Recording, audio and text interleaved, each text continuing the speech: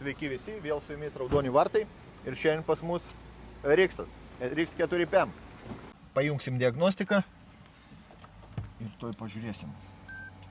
Pas mus dega čia hybrid system. Laida yra PA080, baterija.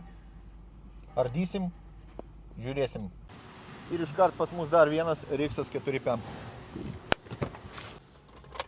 Šitam klaidos nėra, klientas pats ištrynė klaidą.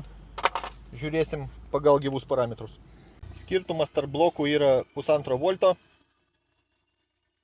Net daeina iki 2. Kaip visada, klasikinis vaizdas.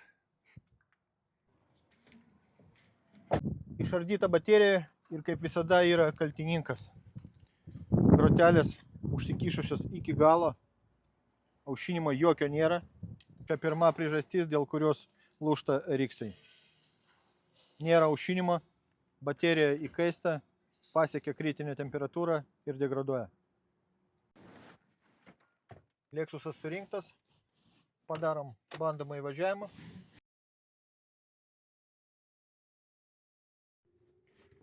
Šiandien mes turim du tokius pačius Lexusus ir važiuoja jie labai gerai po mūsų remonto. Kiekvienam mes išrašysim metų laiko garantiją.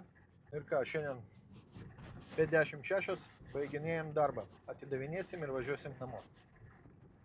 Lexusai surinkti, atiduoti klientam. Jūs nepamirškit tapti mūsų sekėjais ir pastatyti laiką.